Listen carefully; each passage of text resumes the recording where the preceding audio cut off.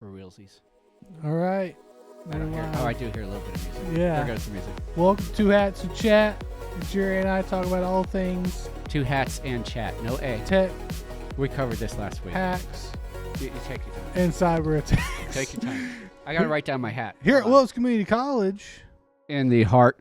in the heart of North yeah, Carolina. We're gonna stick. Oh no, in the heart of Wilkes County, Oh yeah. in the Not shoulder of Carolina. North Carolina. Yeah. Okay. Let me write down my Oh, hat. I gotta write down your hat. Yeah. Got it. Here you go, everybody. Yeah. Just so you know. There you go. Am I advertising? What- I guess, is that what- advertising? I don't Probably know. is. What is Benetal? Sailboat. To truly advertise. It's a sailboat. Oh, okay, cool. Yeah. Sailboat. Yeah. Yeah. Okay. We are here. So how's things? So how are the Jere? jalapenos? Oh man, they're growing. They're growing. I actually have Well, some. oh man, I was like, They are growing. One plant is growing. I think another plant is growing them. We really did a disservice with the whole plant shock thing. Okay. It stunted the growth of about 3 of them. So next year we're really going to have to plan out and just be like, all right, here's the absolute soonest we can make seeds grow Okay. for yeah. jalapenos, and then be ready to get our little chunks with everything, dirt and all, and just put it in and then have it grow like that. One of these, I have like grow boxes that are pretty cool. Well, I shouldn't say I. Raylene and I have grow boxes that are pretty cool. We didn't do much this year, Yeah. but we should. What when you say grow boxes, what do you mean? Like, So they're like things that are like that Uh-huh. wide, about yay long, oh, about okay. yay deep. And there's 2 parts. There's a bottom part that has like where moisture will be, and then you can put your dirt in the top part and plant stuff. And then it also has cages that you can put up. So like if you're doing some plant that has to be tied off, like tomatoes or whatever. Tomatoes or Yeah. beans. I believe we do have tomatoes growing out there, and chives. Nice. But we should do more. Yeah, I've been wanting to I'm get just into lazy. herbs. Herbs are cool. So when I'm doing yeah. like a steak or something, I Yeah. can just get some Or you're doing some rosemary. pasta, you can just grab some oregano out of the pot and just I'm like, not brave enough to do pasta. Yeah. I'm not brave enough yet. You will. I was actually talking to, Uh-huh. you know this, Selena and Chuck yesterday, Yeah, I do. and yeah, they yeah. gave me some steak tips. Yeah, that sounded interesting. I Not- might buy steak Not today. the food steak tips, but advice on steak grilling. Right, yeah. Well, and then Selena was saying just there, she's actually telling me to do less. She's like, don't worry about the tin foil. Just put the steak on a plate. Mhm. You know, let it what's the word? Rest. Yeah, yeah. And then put your butter on it afterwards. Because what I was doing beforehand, Right, right. part of it was good. So I was, you let your steak come to room temperature. Okay, Right? That's yeah. what I've heard. Yeah, yeah, I do that. I and do she that. mentioned that, so I'm Yeah. glad I'm doing the right thing there. I usually like season it and Yeah, let it and come then to room temperature. yeah, I actually made a rub for it. So Yeah. we bought my brother-in-law a seasoning book for Christmas. I think last year, or the year before. Does it have herbs in it? It does have herbs and such. So, But the rub, I looked up in this Okay. book because I like a spicier yeah, seasoning. you do. Since So like yeah. smoked paprika was what I was looking for, and it in the book it says like this is great on red meat. So I went and found that. We made a little concoction of it, and so I take this and I rub it on the steak. Okay. After it comes to room temperature, it's all dry, so I make sure it's kind of dry and like not like still wet from the packaging or whatever, the moisture. See, I don't try to dry it too much. Well, I don't get it too dry. So I kind of rely on the salt to do some drying for me. Okay, yeah. And then I rub But I'm not a good chef, so the steak, and then I actually leave it on there for 20 minutes. on the grill. Just leave Oh, it. oh, Just leave it Yeah, leave it alone. at room temp with Yeah. the seasonings on it, and then I go and while that's going on, about 10 minutes into that, go and heat up the grill. Yeah, Get it pretty yeah, hot. yeah, yeah. and So then- you can sear. Yeah, Yeah. and because I do a straightforward sear. I've looked Mhm. up the reverse sear. It's very complex for me. Right. And right. it's not too complex, but I just want to do straightforward. Then I put it on there, 2.5 minutes on one side, Flip. flip it 2.5 minutes on the other side, and then I move it. I don't flip it again until I move it to a cooler spot on the grill. Indirect heat. Indirect heat. Let it sit there for about another minute and a half, 2 minutes, and then flip it again. Right. So I've only flipped it 2 times. Yeah, that's your flip 2. And then basically let it come to temp. But what I was doing, here's the part where I was messing up. So that stuff was okay. Okay. That was working. Right. Where I was messing up was she said, don't. She suggested, so I like mine medium rare, which is 135 internal temperature. Okay. Right. And I thought from reading it online that it was like get it to 135 on the grill, but she was saying you're supposed to get it like 10 lower, aren't you? Get it to 130-ish. Oh, 5 lower. Okay. And then let it rest up those 5 degrees. And I was like, oh. So it is medium rare at 135 internal temp, but you take it off the cook at about a little lower, 5 to 10 degrees cooler. And then I'm going to try that later today. And how many of you are going to cook steak today? And then I had to look at the camera. So here's another thing I was doing wrong. So after that point, so I would get it to 135 internal temp and then take it off. And then I would actually put it in tinfoil and wrap it up because I was like, oh, it needs to rest. So that way it keeps everything in its own little heat. But I'm going to try not doing that today. I'm going to try just to put it on a plate and then take it back just inside. Look at it. Yeah. Like, hey. Look at it, let it rest for a little bit. And then another mistake I was making is I was putting before I closed it up in the tinfoil, I put my compound butter on it then. Right. Because I make a little so it'll melt. And a normal butter. It's just got salt, garlic powder, and then thyme and rosemary. That's why I want to grow the herbs. and then I put it in on top of it. And that's what I was doing before, but she was suggesting to do it after. So after the rest, then put your compound butter on it and serve to myself. Interesting. And if you want to know more, culinary and arts here at Wilkes Community College, that's where you can meet the Selena. Chuck and Selena. Who helped with cooking. And I will look at you now. Actually really... That's the one class, that and like electrical, like soldering and stuff like that. Even though I've already done soldering. I have thought that maybe when I retire, it'd become cool to come back and take the cooking stuff. Yeah, the cooking stuff is really neat. Especially if I'm doing it non-degree. That way I don't have to take the ones I don't care about. Exactly, yeah. And because there's some things I don't want to know how to do. That's what I was talking about yesterday with Isaiah. I was like, yeah, I'd love to come do the cooking stuff, but... I just kind of want to go up there and I don't know how it runs, and maybe it'd be fun to like take the class for real and be graded and have all that. But I kind of want to do it for fun and just absorb knowledge. And that's what I've learned a lot for the last probably 5 to 10 years is that I just really like learning. Yeah. I thought that I wanted to do some other things, but learning is like what I really love to do. That tends to be like a thing that runs across people who end up in education. Yeah. And it's good that we have to constantly learn. we do. All the time. Yeah. So, yeah. Yeah, speaking of, we've got to learn how to do our recording in the new lab. Yeah. By Monday. End of the day. Yeah, by 12. Yeah. Because we go to lunch. Exactly, yeah. Either that or I'll just be like, wing it. Like I told you, it has been recording something. Yeah, I'm not sure what. I'm not sure what either. I haven't looked. Yeah. Mine's not. Yours is. Yeah. Not sure what's going on. We need to figure that out, and then we'll be good to go. Should be. Because, Monday we hit the ground running. So if you're not enrolled yet in any classes, get to it. There's been a lot of people on campus the last few days. I didn't realize that we did orientations now. We do the orientations. We had that great visit with that new student and their parent the other day. Yeah, we're both just sitting in...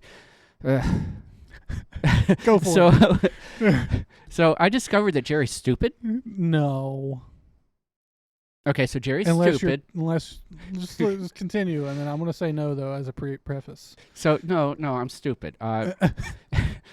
So, as you know, we're running a Linux server for our Active Directory in there using Samba. Samba 4 is the only thing, as far as I know, on Linux that will do that will allow Windows clients to connect Active Directory style. So when I originally set it up 2 years ago, that sound right? Whenever we originally did it, because like there was 1 year we were just running all local, and then I was like, okay, well this summer I'm going to do the Active Directory, and I set it up. So whenever I set it up, it worked. And students could go in there, could do Control-Alt-Delete on Windows, and they could reset their passwords, and it worked. And then, like, I don't know, maybe the next day. No, it's pretty much like the next day. It didn't work. Control-Alt-Delete no longer worked. They would get an error message. And I was like, I don't know. Windows must have done an update. When it doesn't work, it's Windows. Windows must have done an update. It's Windows fault, so for the past 2 years, I've been doing like little, maybe if I change this, if I change that, it'll work again. I haven't been able to figure it out. And then I was going to put on a PHP script.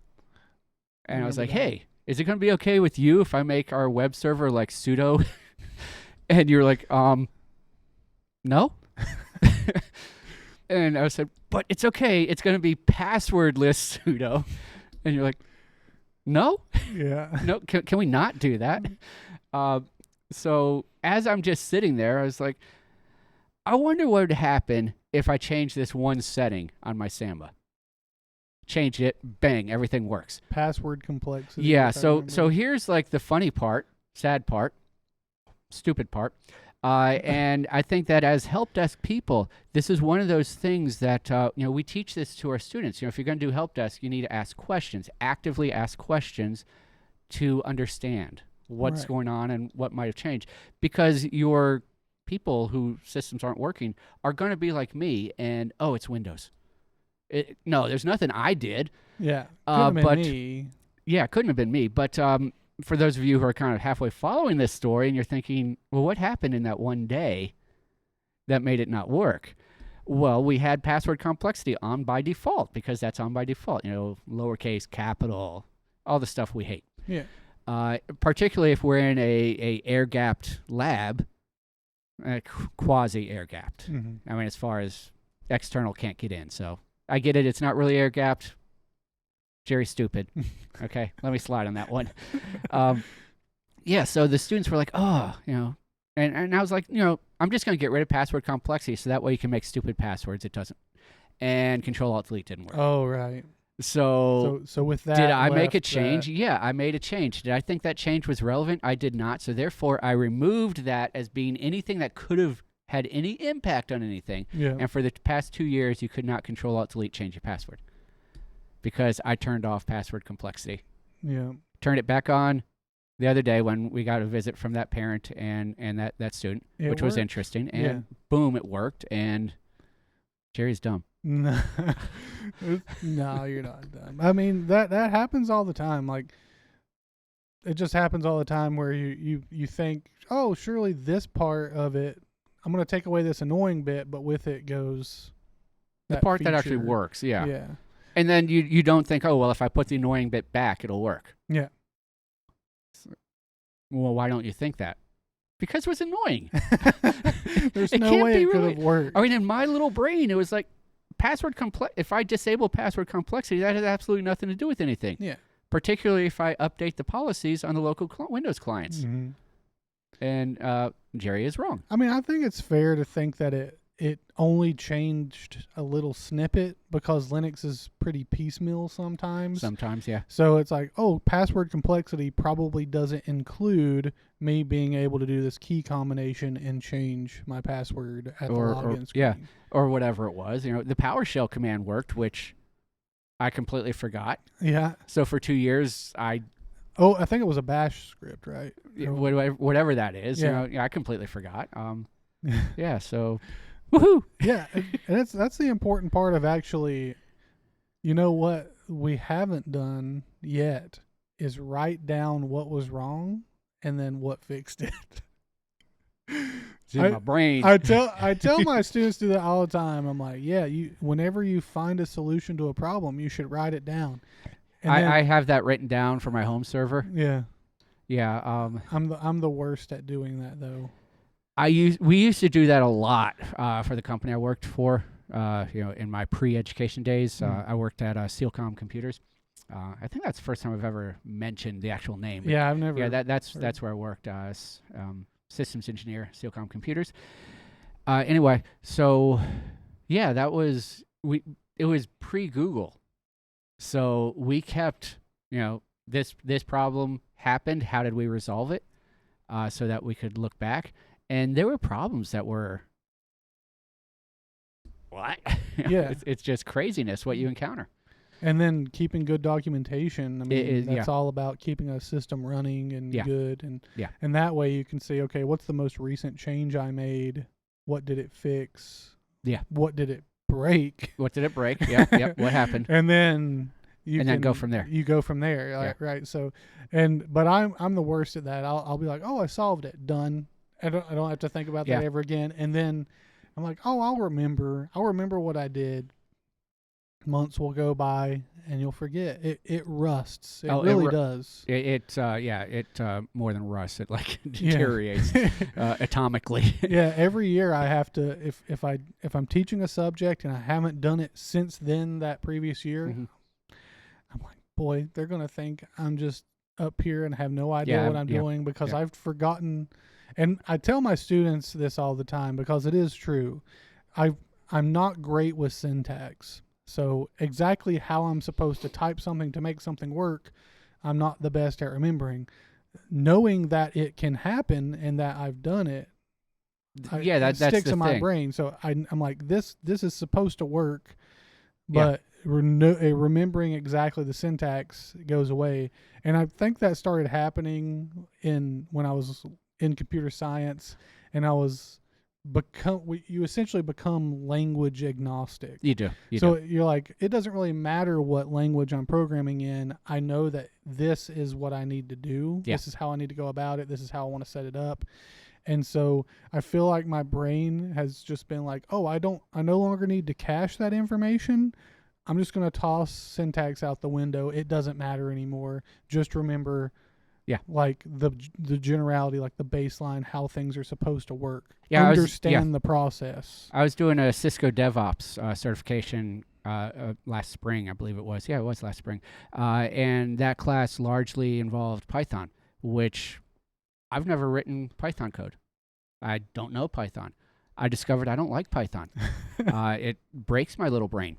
I really don't like Python. Yeah. But all I need, for the final project, which was really cool, we were pulling, a lot of it was based on leveraging APIs. So we were pulling live data of where the ISS, the International Space Station, is located, and then linking that into map data on where that is, where is it over, and then displaying that information. Such a cool project. It was a really cool project, and it's like, okay, well, I wrap my head around, logically, how am I going to do this? Yes. And then it became a case of, okay, on this other monitor, I'm going to put just a simple example of how a Python if statement looks. Mm-hmm. Good. That's all I need. Yeah. That's the syntax. I will now take my logic and drop it into there. Yeah, exactly. Yeah. And that's how it works. For my brain anymore, it's like, oh, I understand the logic. I understand the process. And that's more or less what I try to confer to my students. Hey, understand the process. Understand what it is that you need to do, because the language doesn't really matter that you're doing it. And really, you should use the language that's best at doing what you need to do. Which is going to vary. And also just knowing the tools that you're using. Tab autocomplete is your friend, especially if you're on Cisco, the question mark. Mm-hmm. We both teach Cisco every year. And like I'm getting ready to do CCNA 3 starting next Monday. I haven't touched enterprise the content since last fall. Yep. So my first couple of days are going to be question mark. Let's see. How do I do OSPF? OS question mark. Oh, there it is. There it is. What comes next? Question mark. Oh, there it is. Tab. Oh, there it is. Yeah. Figuring out the modes, going between the modes, like that's the stuff you remember. Yeah. Like how do I go between the modes, and then. Because that's what our brains remember now is like, oh, I can use the question mark because the system itself is designed to help me. To help you. So if you understand how to navigate then you can figure out what you need to do, And and you understand yeah. the process. Yeah. So it's Yeah. just typing it in. And it becomes a case of, to the outsider, it's like, wow, if you actually knew what you were doing, you wouldn't need to do that. It's like, well, I mean, I'll grant you that point, but at the same time, I know what I'm looking for. And it also if you understand the process and the logic, it doesn't matter what equipment you're on, as long as you know how to navigate the modes in that equipment and have that equipment assist you in the syntax. Right. Yeah, and it comes out in certification exams also, because people will be like, well, you're going to have to know those commands for the certification exam. Certification exams are multiple choice. They're there. Yeah. It's just like using the question mark. Yep. They're there. It's like, oh, yeah, that's the one I'm looking for. Yeah. I remember it had this in it. Oh, there it is. Yeah. That's the answer. Now, if I was still in industry, back when I was in industry, back in the cave days, I knew the commands because I was using them every day. Daily. Yeah. Yeah, I don't set up OSPF daily. I don't, a lot of this, like we were talking just yesterday about this really cool picture you have. Reverse proxy. And and I'm going to ask you about this cool picture. Yeah. But we were talking about that, and we got off on talking about reverse proxy, and you said, so what do you use for that? And I said, I don't know. I had to go home and look at my notes on how my server is set up. It's like, oh, I use Caddy. That's what I use. Yeah. And then I sent you that message. You're like, okay, cool. Yeah. And then I looked it up, and we can talk about how that went. Oh, it should have gone fine. Yeah. Well, here's the thing, and we'll get into it further when I'm talking about the picture. But, I guess we can just talk about it. Well, you can talk about it. I'm going to listen. Yeah. So last week I decided, you know what? I want to set up a game server at my house. Yeah, I actually texted you that day. I was like, so I think I asked you if you were going to do something. You're like, well, I'm knee deep in a server project. Yeah. Oh. Yeah. It's something about, have you looked up, have you seen these things? I'm like, no, I'm working on this thing. Yeah. So I'm working on something else. I decided to actually use some old equipment to make a game server. Okay. So let's start at square one. What is a server? So a server... Well, I was thinking, what is a game? What is a server? So a server is just a computer.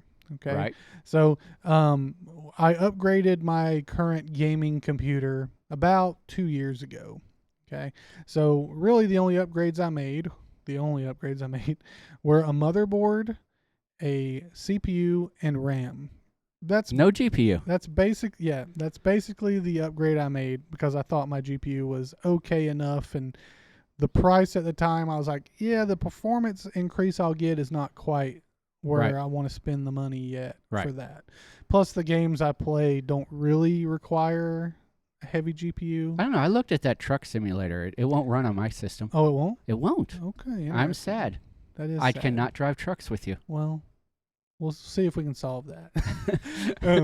But so that's what I did, is I upgraded. Now, what you need for a server or a computer, there's very few parts that you actually need to make that computer work.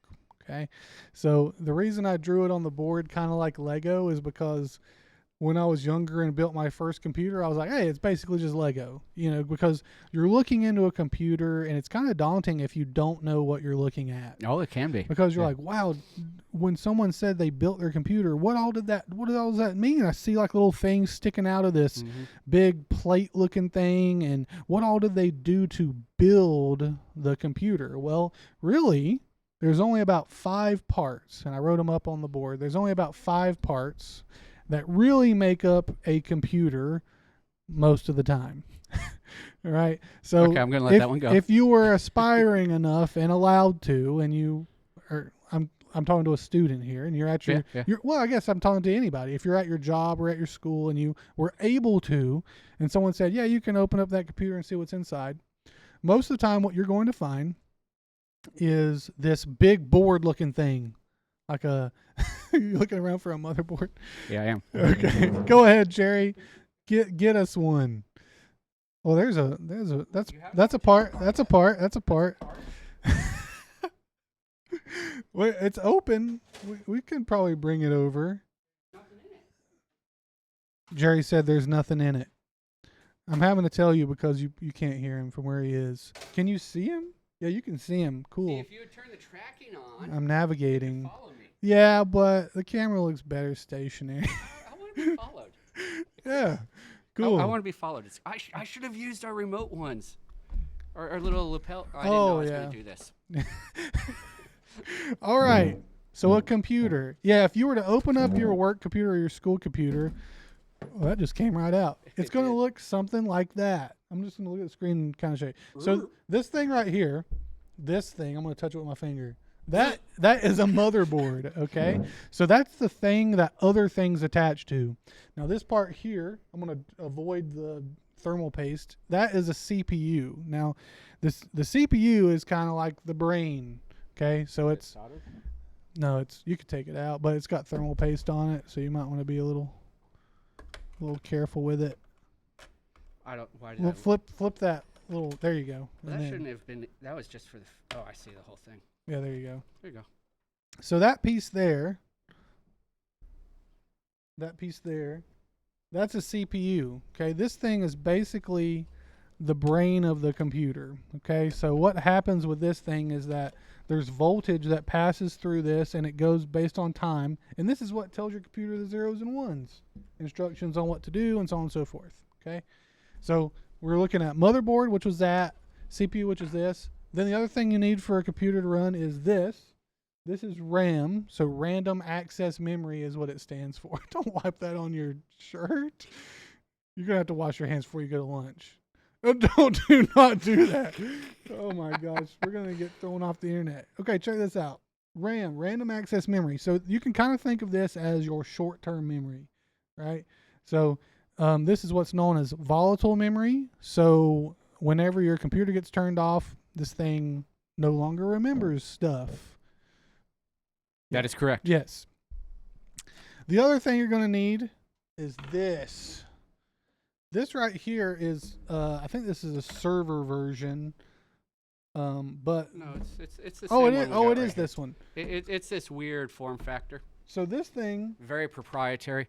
is a power supply. So this is what you plug into your motherboard and your components to have them work. Yeah, and this then This is very proprietary. I'm going to scoot though. away for a second because I have. Everybody, leave the camera. I didn't think we were going to actually show it off, but I like that idea. This right here is an SSD or storage. So this is like your long-term memory, okay? This is when you turn off your computer, this stuff stays. So those 5 components, a motherboard, a CPU, RAM, power supply, and storage are all you need for a computer to work. This is an i5 4th generation, by the way. Oh, okay. So not a bad. I mean, not great CPU, but Not terrible. 4th gen i5, 3.3 gigahertz. So that's why I was wiping that off, because everything will be right there. You can So read it. Jerry, what's the gigahertz? What is that? That's the thing it says. The gigahertz is commonly it's what people refer to as the speed. Yes. How fast the processor is. And hertz is a cycle per second. Mm-hmm. So giga is a billion. Right. Yeah, because mega is a million, giga, tera. So that's a billion cycles per second. It's 3.3 billion cycles per second. So theoretically, it can do 3.3 billion things per second. As you know from your CS background, going through computer architecture, probably. Yeah. How many cycles a particular operation takes depends on several factors. But like division can commonly be 27 to 40 cycles, Mm-hmm. whereas addition is like 1, 2, 3 cycles. So that's why when we're programming, we want to avoid division. Division. Now, if you didn't know that, now you do. Yeah. So, you know, Yeah. it's like, oh, well, I can divide. It's like, yeah, is there another way you could do this same thing? That becomes a really important part of being a programmer, is being aware that how long certain things take. Yep. So many when cycles so when you something see is. this, I mean, I commonly explain it to like new students to say, oh, that means it can do 3.3 billion instructions per second. It's like, that's not accurate, No. because one instruction might take 40 cycles. Cycles, exactly. So, but and you know, that's essentially how it works. And it determines that by voltage applied to this chip. Yep. And that voltage determines if something is getting a voltage, then that's a 1. Yep. And if something isn't getting a voltage during that cycle, it's a 0. and we're not even going into cache. Yeah. L2, L1, L2, L3 cache, and how that impacts Yeah. as far as retrieval going from RAM, going from storage to RAM to your cache to your Yeah. registers, and Yeah, we're not going to talk about the entire bus of a computer today, but I mean, we kind of did, but we're not going to actually explain it to anybody. we're not going to explain it. But so those are the 5 parts you need. If there's an asterisk here, if your CPU and your motherboard have something called integrated graphics. Okay, so that's where we're going to get back to to my build here. That was my complaint with your pictures. Like you're leaving something out. And the reason I'm leaving it out is because this is how I thought my motherboard worked, the one that I had replaced. So the parts that I had available to me to make this server, I had an old CPU, and it's not old, it's actually really nice. It's an i9 9900K. It's actually a really nice CPU. What do you mean old? A 9th generation i9. Yeah. Oh, it's so old. It's not old, it's just one that I have replaced. Okay. So I have a 6th generation i7. Okay, all right. Anyways, it's a really nice CPU. But it's so old. And here's the thing about it: it does allow integrated graphics. So the CPU part does. Great. I have a motherboard I replaced. I'm not going to say old anymore. No, please don't. I have the motherboard that I replaced, and I have the RAM that I had replaced. Okay? I'm waiting for you to say, I have this old 5090 that I was just like, I can't use this anymore. No, that's no. Okay, so I have those 3 parts. So there's 2 more parts I need that I thought that I need: power supply, PSU, and storage. Those are the other parts that I thought that I needed.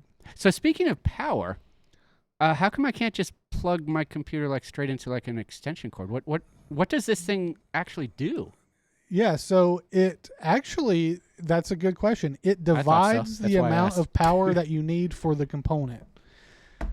So let's use this for instance. A CPU, depending on how much power it needs, how much juice it needs, is normally a 12-volt output from an 8-pin connector.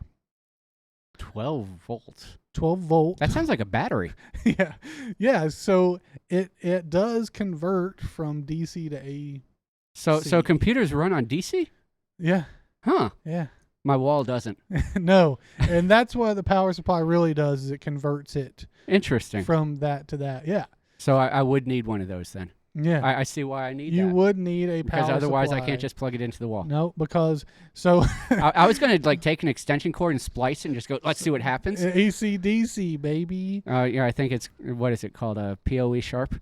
Yeah, PoE sharp. Thanks, Isaiah. We'll have the actually, funny enough, I'm getting thermal paste all over that. we actually looked it up, and you are. I know I am. PoE sharp was not his invention. No, but his version is his invention. But his version is his invention, yeah. Well, he should be PoE sharp plus. Yeah, sharp plus. Well, it would be sharp plus. V2. PoE plus.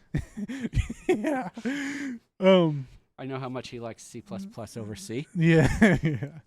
Oh, but so how AC power works is it's like a wave. So your power averages out to an amount of power in AC, whereas DC is kind of like a horizontal line. I'm more or less having you think of a graph when I do that. So AC fluctuates like a wave. I believe it's called a sine wave. A sine wave, yeah. I think I've got this term up there somewhere from somewhere. And then DC is kind of like a straight horizontal line. So that's why I need a power supply. So I needed a power supply. I needed storage because I thought that my motherboard had integrated graphics capability. But so what I find out, I get really excited. I order the 2 things I need and a case because I'm going to rack mount it. But yeah, let's not think about the case for now, because I mean, obviously you want a case, but do you though? You don't really need a case, but I wanted one. It does keep the cat off of it. It does keep the cat off of it if I still had a cat. So, yeah. Right. Well, yeah. But yeah, I don't want to leave it open on my table, so I want a case for it and slot it into my rack. But we're gonna forgo it for now. So I was super excited. Monday rolls around, I get my CPU cooler, which is also an important part. I kind of throw that in with the CPU. and Fair. I get my power supply and I get my storage. So I'm like, well, I'm ready to go. This is awesome. I'm gonna do it. So I go find my motherboard, and I actually kept the original motherboard packaging that it came in. Okay. So when I replaced it, I just put everything into there because it fit nicely. It's got the CPU, RAM, and Gotcha. motherboard in it. It's fine. Go and take it out, and then I flip my cardboard box upside down and just put that bad boy right on it. And then I put on the CPU cooler, which I would suggest doing if you're going to do a home lab like I did, and just use a cardboard box as a place where it sits for now. And thermal paste is not edible. Yeah, thermal paste is not edible. I am worrying in the back of my mind that you're going to forget. I'm not going to let you forget to go wash your hands. I am actually fairly certain that I've eaten thermal paste more than once in my life. You're becoming thermal paste. Yeah, I'm pretty sure I'll be okay. Don't eat it. All right. Anyways, got my CPU cooler on it, and it's really awesome. It's actually like a low profile. If it only sits about 55 millimeters from the base of the motherboard. Oh, that's nice. It's wicked cool, and it's really quiet. It's amazing.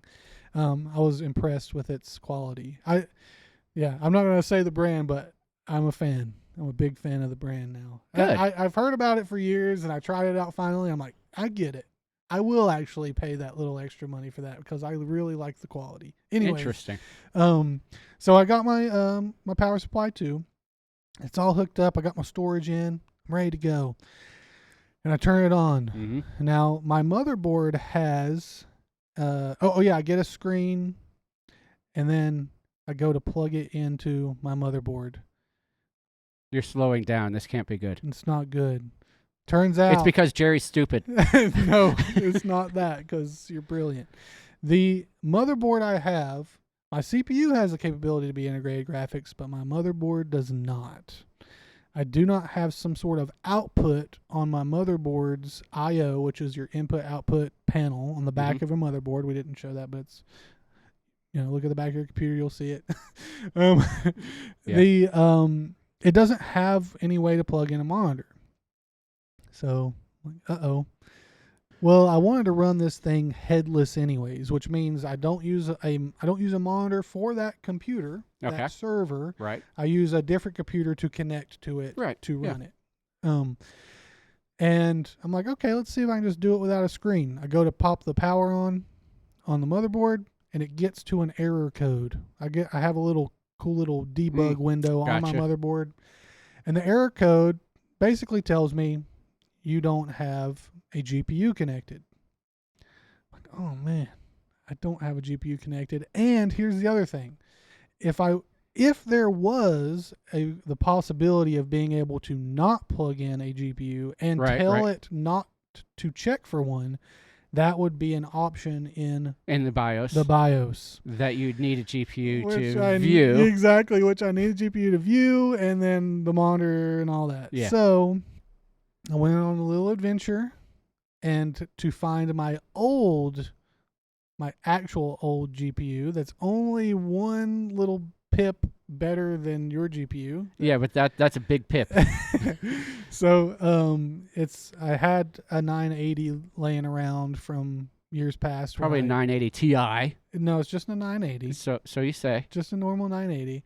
And so I go get it, I plug it in, and then get everything running, but voila, there's the BIOS. Now, what I don't find in a couple hours of searching is an option to tell it to not look for a GPU or to ignore it altogether.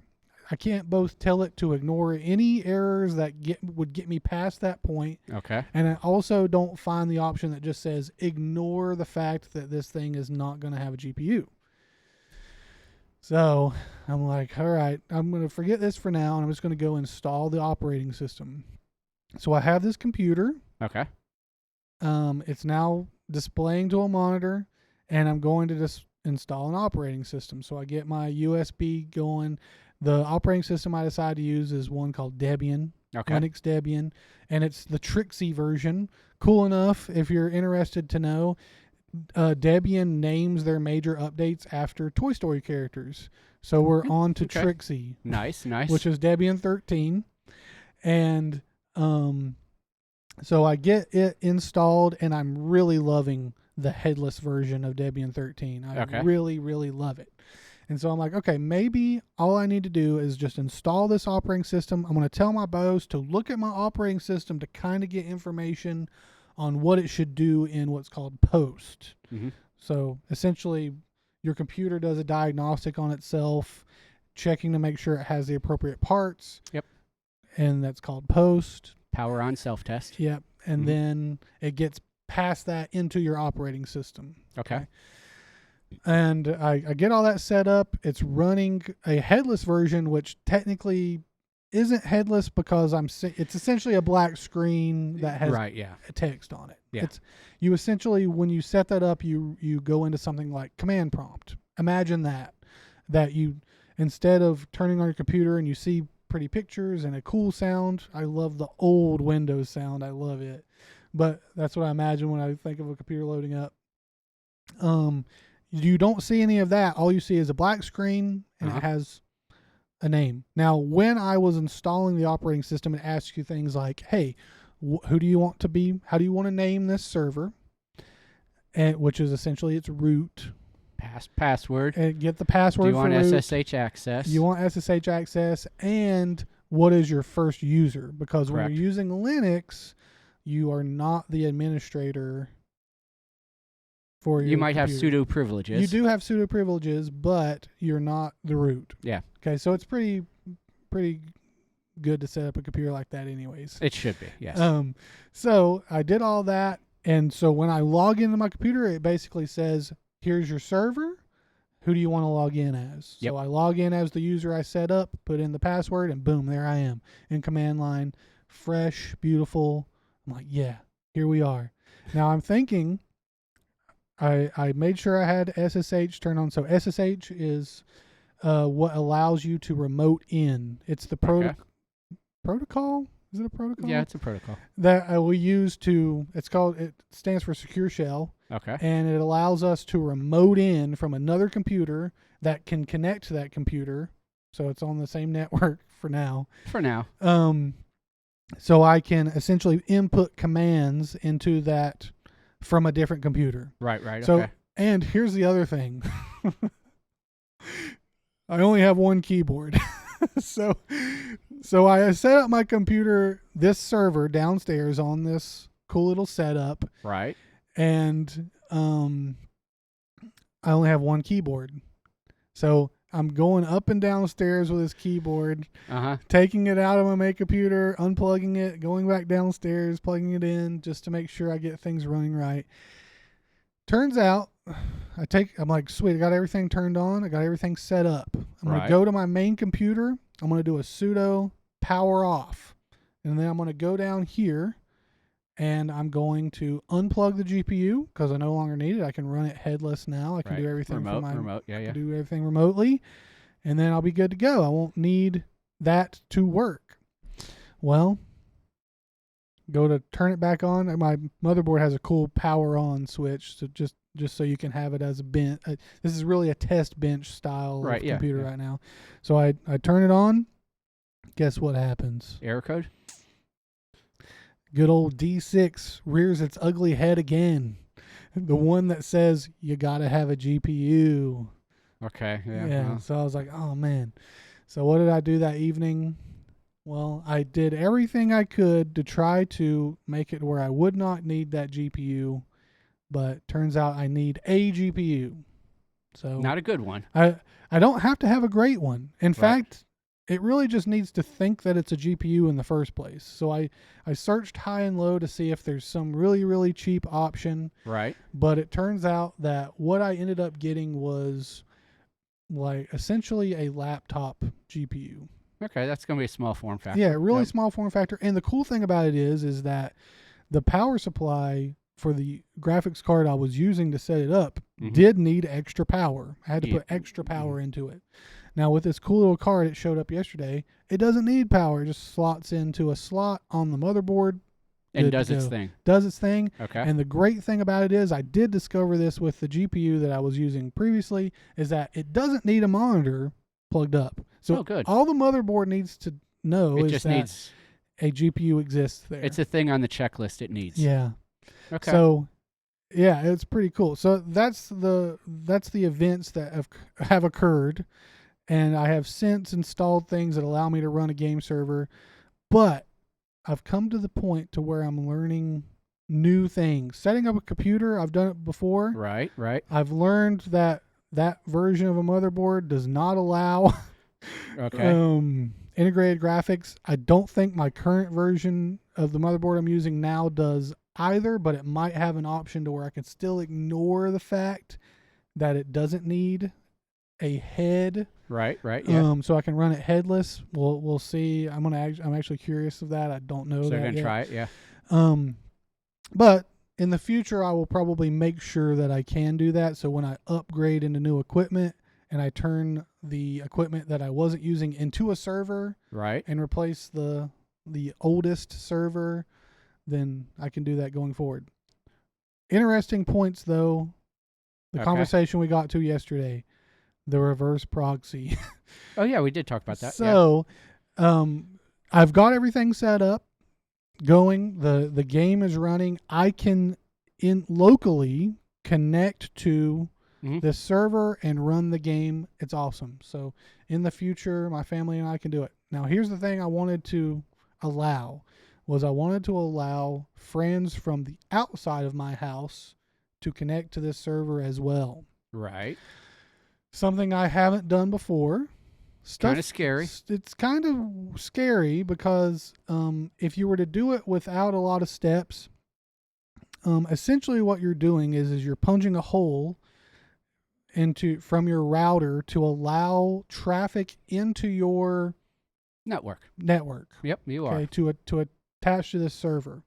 And yep. I don't think, saying this, it might actually happen, but I don't think someone's going to try to get into my network of little old Randall from Wilkes County.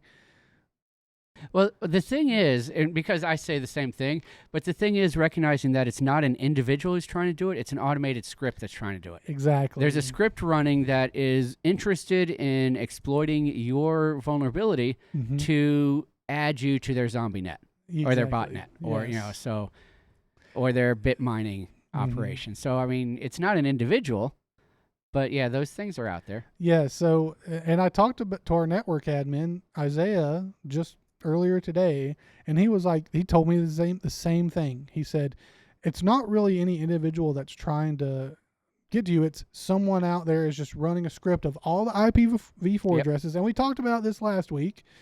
There's IPv4 is a 32-bit number. Yep. So there's only about 4 billion addresses out there that you could possibly have. And when it comes to running things on a computer, we've already talked about the CPU. It's 3.3 billion cycles a second. Correct. A second. Correct. So running through that much won't take too much real world time. Correct. To just check and say, hey, is any ports open on this thing? Is anything where a possible thing that I can go into? And that's what started concerning me. So what I've been doing the last couple of days is figuring out how on earth could I actually harden my game server to make it hard to get into. There are two ways. And there are a couple of ways. Tell me, Jerry, what are they? Well, number one, you could set up a VPN, which would then allow people to be inside your network if they're authenticated. Yeah. But even a VPN, to be aware, does punch a hole in your router. Yeah. So if the VPN software you're running has a vulnerability, you can still be exploited. Right. That's happened. That can happen. Option number two is a reverse proxy, which is going to be, this is Randall's. Nobody can see. Oh, you can see. Yeah. This is Randall's super secret internal network. You can't see that. Here it is. This is Randall's network. I'm looking at that. I'm like, where'd it go? And I want to get there, but I am over here. So like normally I just go boom, boom, and now I'm connected. A reverse proxy is going to be something where I go from here and I connect to this power supply. Yeah. And the power supply connects here. Mm-hmm. But as far as me out here, I don't know anything about your IP address. Right. Or your ports. I'm connecting over here. And like I run a reverse proxy, and you're going to end up telling me that you are running one now too, or about to. So like in order to connect to mine, I'm using 443 encryption certificates to on the connection from where the public to my internal. But my kids, in order to connect, they connect to that public server, and they just connect, and then everything else is automated behind the scenes, and they have nothing to do with that. Whereas setting up a VPN, you've got to set it up on the client. Mm-hmm. And that's a trick. The issue for me is I'm not running a game server. I'm running a Jellyfin server. So I wanted it to be accessible on mobile devices, on Roku TVs, because they have a really cool app that just goes on the Roku. But there's no way to set up my TV to go through a VPN unless I do a Raspberry Pi. That's a lot of work. Yeah. And then all of a sudden, if they're so even if I did that, whenever they are just streaming normal stuff, not from my server, they're still streaming it through my network because they'd be on a VPN connected to my network. Right. So that's going to be a bandwidth issue on my end. So VPN wasn't a good option. Might not be a good option in the game server. Might be. It really depends. But reverse proxy solved that problem. Yeah, so I did take that information home yesterday, and I tried to set up reverse proxy myself, and I did a similar way that we discussed, like putting port forwarding 443. So 443 is the port that HTTPS goes over. Right, which is usually secured with SSL or TLS. Exactly. So I tried doing that. Now, here's what I ran into. I got it all set up. Okay. I allowed my firewall on my server to let in traffic from 443. Okay. And then I denied the old port that it was allowed to come in. And I also set up my router again to not port forward the old port, but port forward 443. Okay. So here's what happens. 443 is HTTPS, but game traffic is UDP.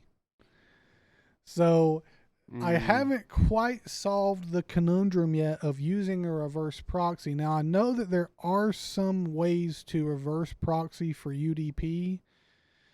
At least I looked it up yesterday. I'm not quite sure. Now we're just noodling on how I could do this. Yeah, I mean, because I'm running a media server, it has to be TCP. Yeah. Otherwise, not going to work. And I only allow UDP through. So you're not going to get your handshake. You're not going to get your. That's going to make certificate authentication trickier. Mm-hmm. Yeah. Hmm. So it's a bit of a brain buster, and here's the kind of scary thing, but not really, because this is happening all the time. Yes, this is even happening to your network right now all the time. When you start looking at the logs, when you're able to look at your traffic from your router and people trying to interact or ingress into your network, you'll notice a lot of different countries. And it is these script kiddies that we're talking about, people running scripts that's just going through IP addresses. And they're going through your ISP too to do this. Yeah. So you actually even have that layer too. Your ISP is kind of like a layer. But when you are able to look, it might scare you a little bit that that's happening, but it was always happening. It was always happening. So don't be a little too worried about it. Yeah, don't. The thing is, don't worry about who's knocking on the door. Worry about who opened the door. Who opened it. That's exactly right. Now,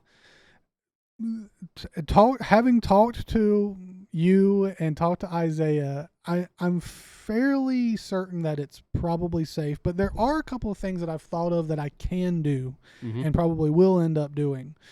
And there's two main ones that I thought about doing. The first one is putting that on a different VLAN. So I have a whole, So essentially what I would be doing is I would be creating a whole other internet segment just for my server in my house to be in. So you can isolate your server from everything else. So yeah. let's say that someone did get into the server and then they wanted to start trailing around to other stuff. They're isolated in that single VLAN. So they wouldn't be able to do that unless they VLAN hop. Unless they VLAN hop and some other things, which is possible, but my router's pretty good. It's going to come down to vulnerabilities in other places. It might prevent that.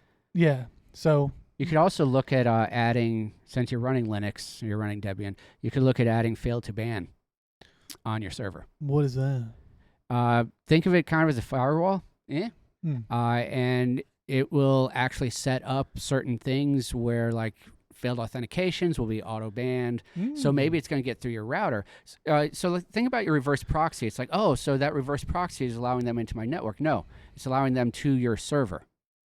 So, I mean, your address translation on your router is translating to your server. I'm assuming you've got it static set up that way. That's the way mine is set up. I do, yeah. So as far as that connection, it's only going to my server. So then a bad actor has to crack my web server, because that's what they're connected to, is a 443. It's a web server. They've got to crack that before they can do east-west. Move around. Fail to ban is going to be on your web server, and it's going to be looking at attempted authentications. It's going to be looking, you could even set it up for region authentications and things like that to automatically ban. So, like, sure, because there's really nothing you can do with the reverse proxy on the public side unless you actually control that, which I don't, and you may or may not on how that's set up. I don't know if I do. So you can't really control much over there. So it's just being, basically, think of it as forwarded to your router. Right. And your router is kind of like, woohoo, look at me. And there's some things you can do there. But then once you get to your server itself, that's when you can really start, unless you want to set up a pfSense firewall. Yeah. Which you probably do at some point. Because you have room on your rack. I do want to do that. Well, I have 1 unit of space now. That's okay. That's okay.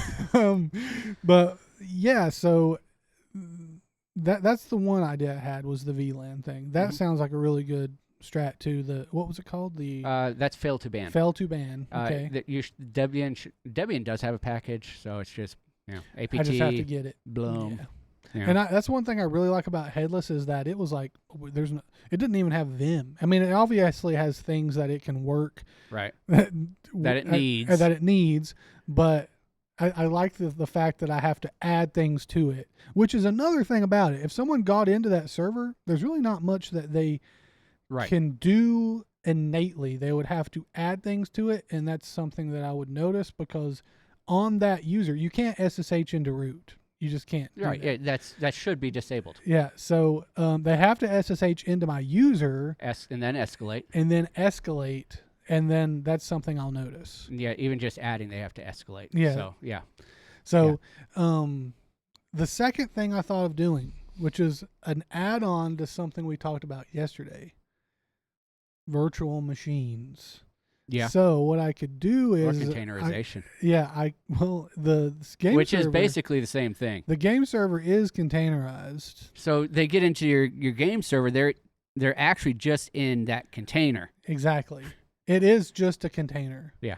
Well, I don't know.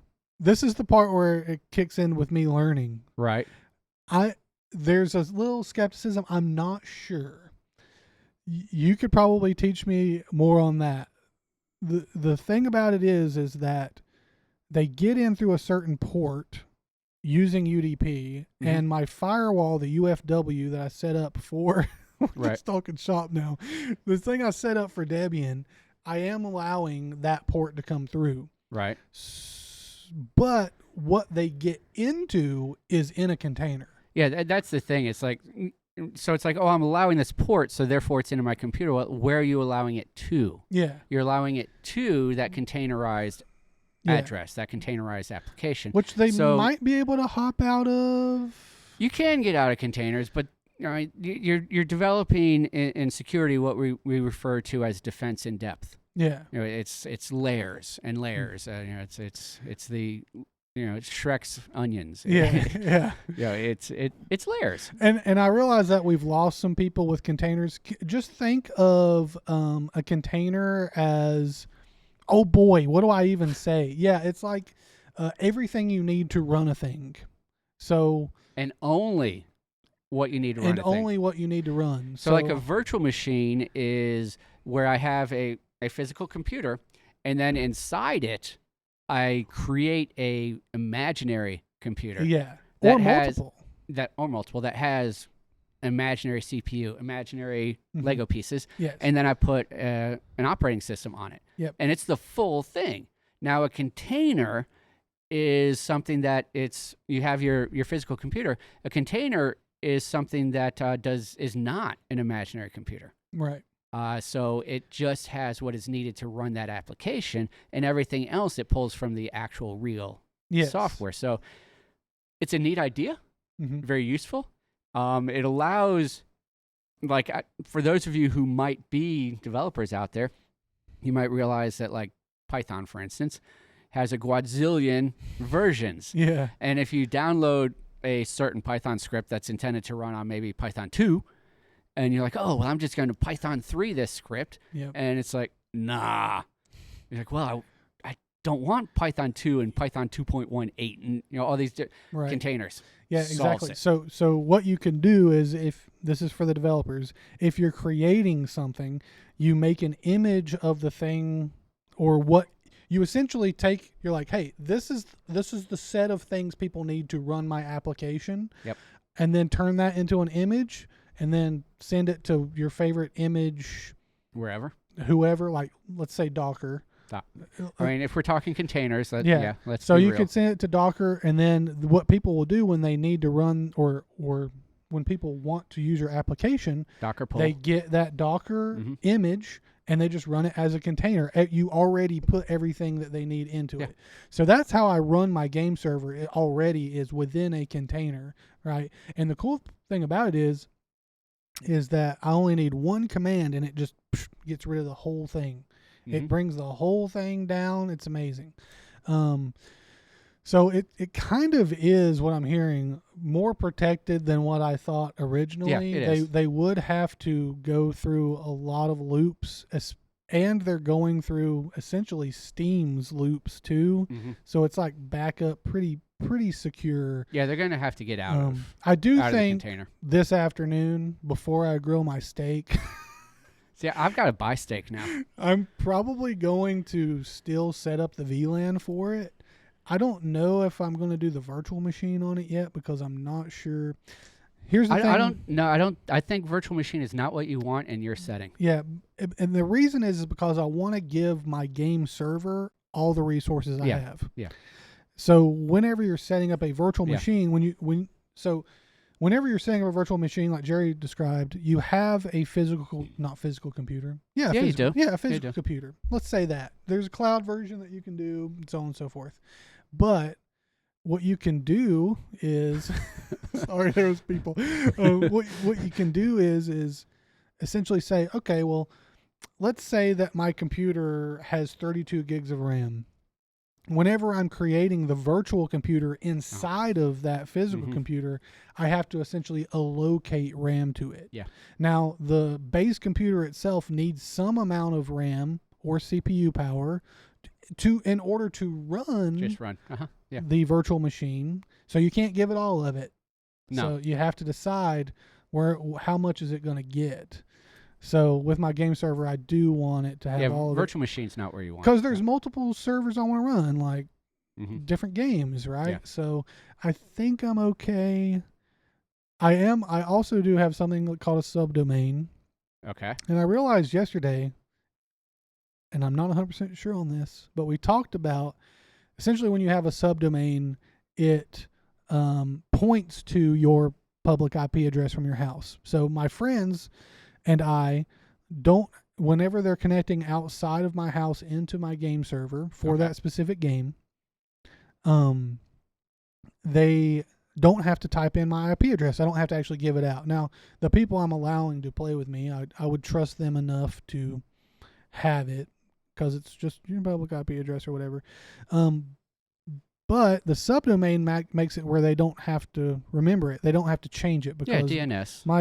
my IP address will change, not very often. Okay. But my public IP address can change. So we set up a subdomain. DuckDNS is what I used. And I use DuckDNS as well. what happens though is that if your IP address does change, your public IP address, if you don't have something set up, you have to go manually. You're gonna have to refresh. Change it. Yeah. Right. But what I realized is really cool about my router is that I think that I have set up a thing where it will go and tell DuckDNS, "Hey, I just changed." That is interesting. Yeah, I think it does that. I'm pretty sure it does that. My public IP has only changed one time when I lost power, Mm-hmm.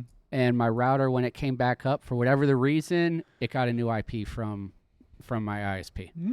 So there must be some aspect of DHCP going on as far as how they're handing out things. Right. Yeah. Some aspect, and that then broke my whole reverse proxy, and then it started working later. I mean, I did a bunch of stuff, and I'm not sure which thing I did that fixed it. Yeah. But it did get fixed. Yeah. And it worked. Yeah, that's cool. I'm not sure what step I did that fixed it, though.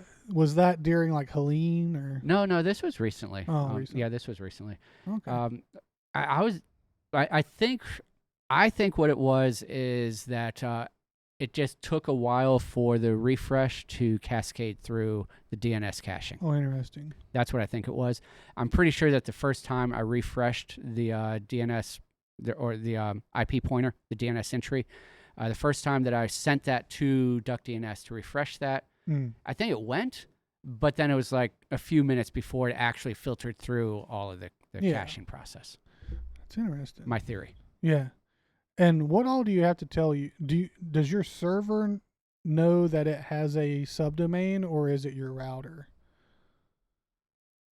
Neither one technically knows. Okay, because of the reverse. My router is kind of stupid. It's just sitting there. Yeah. I probably need a better one. It's a TP-Link, so it's not trash.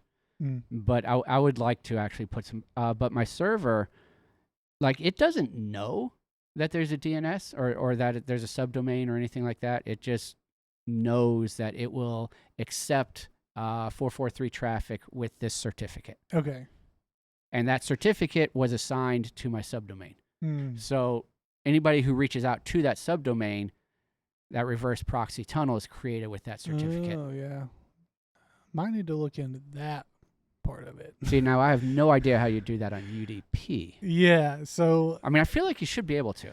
Yeah, but I think that part of that has to be fun learning. Yeah, there's a lot of problems to solve. Yeah. And the same thing happened though. I got everything running. So getting the game server to actually run was pretty easy. Now, what had happened is that I was trying to transfer a game server that we had already been playing on into this server space.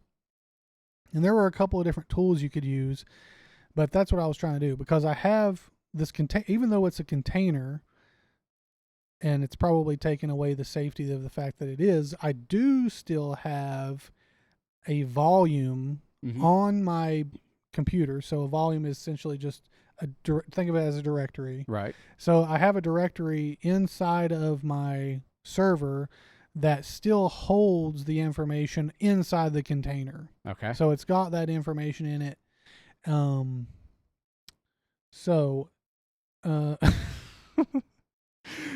I nearly just forgot what I was talking about. Hold on. Let me catch it. What was I saying, Jerry? Okay. I got a volume. It looks at what's in the container, and what am I trying to say here? Well, you were migrating servers. Yeah. What was I gonna get at? My mind literally just went blank. I don't know. That's never happened in our podcast. Well, okay. Well, while you're trying to catch up. Yeah. You're just kind of thinking about your server setup. In my brain, I'm kind of thinking that part of this was so that you could have localized storage and localized control of the games that you own. Yeah. I was reading an article this morning. Oh. Bum, bum, bum. Okay. There's a PBS channel in Colorado that they had their archival media content was cloud stored. The company that did it went belly up. So this PBS studio is looking at a loss of 70 terabytes. Like I think they said like 50 years of media content that has just poofed. Because the cloud storage company is like, well, we went out of business by. It's like, well, where was this stored? By. Can we get it back?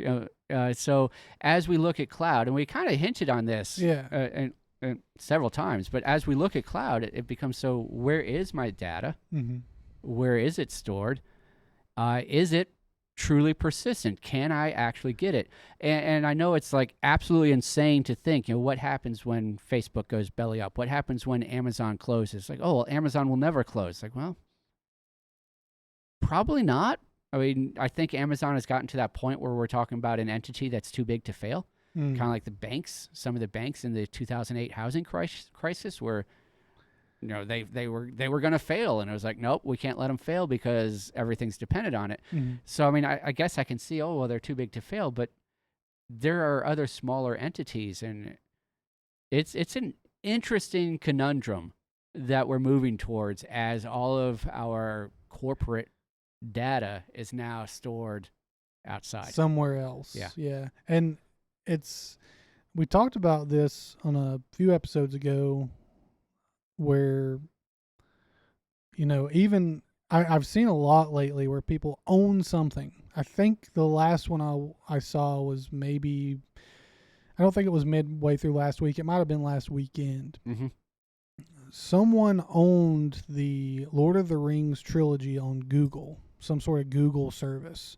Okay. And then Google's like, we don't have that anymore. Yeah, we're closing. You no longer own it. Yeah.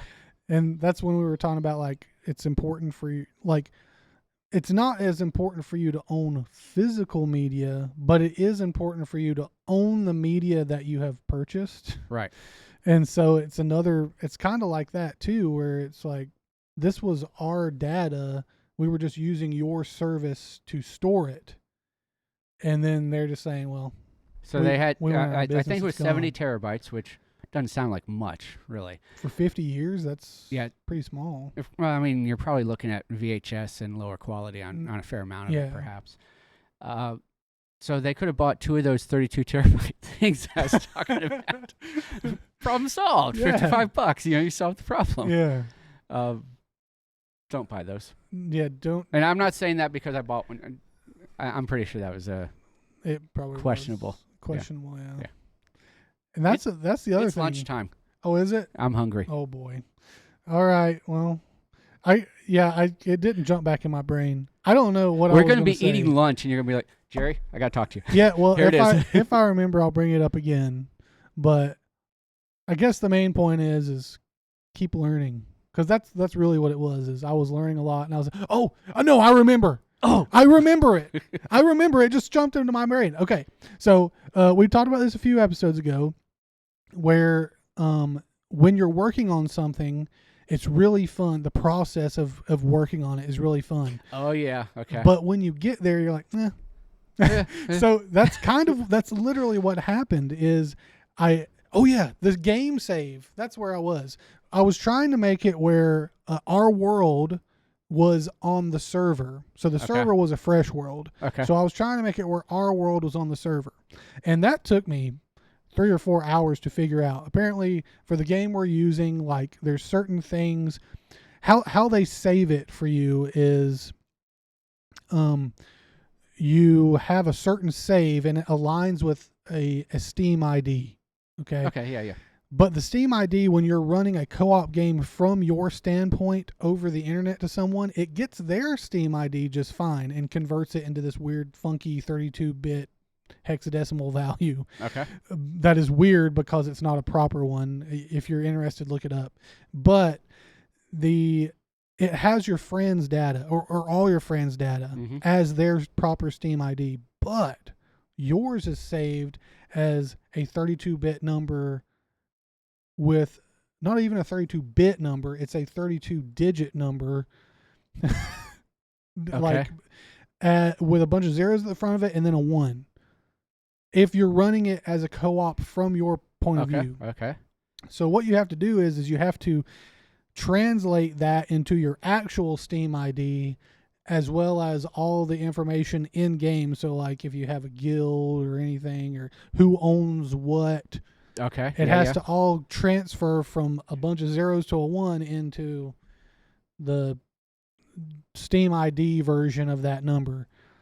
All right. And when I got it figured out, I was super excited. I jumped in the world. I was like, woo, oh yeah, I did it. And then I was like, yeah, I don't really want to play. Yeah, I did all this stuff. I spent 2 days racking my brain, like loving every minute of figuring out problem solving. And then I figured it out and I was like, I don't even want to do it. And I'm kind of bored with it. Let's do something else. Yeah, let's solve a new problem. Yeah. I mean, that's really what it was. Is I was wanting to solve a new my brain was craving solving a problem and just learning. So it's fun to just have something a little bit more I can go back and do.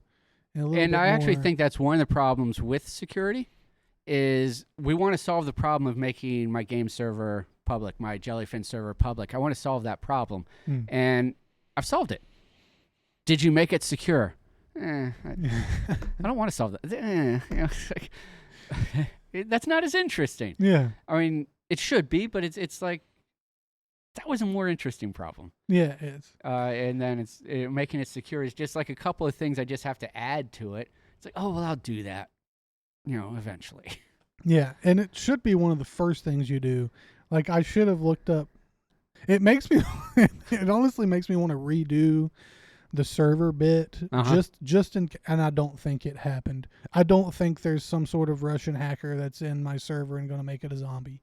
But it does make me want to go back and perform it from that angle first. Right. So like the very first thing I do is set up UFW and then I make it where I can SSH in and then I do all that and then come back, work backwards to the game server part because I really was excited to get the game server running. And then close the doors. But really it should be the other way around.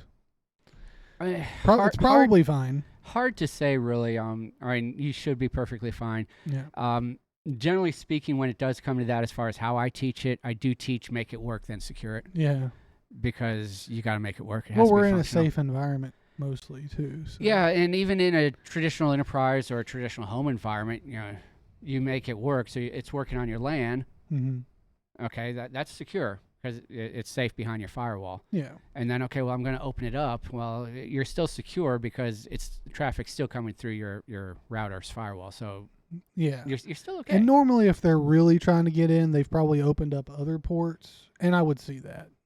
You should. So it's mostly fine. It just gives myself something else to do with the thing. Let me do this again without notes. Do it again without notes. Yes, that's exactly it. Can I do it again? Can I repeat the process without looking anything up and just do it bare bones? Right. Just my brain. I love doing that. So it does feel good. All right, Jerry. Well, we actually do have that luncheon we got to go to. So let's get hungry. Yeah, let's get hungry. Sign us out, Jer. Let's skip dangerous. Panda out. Panda out.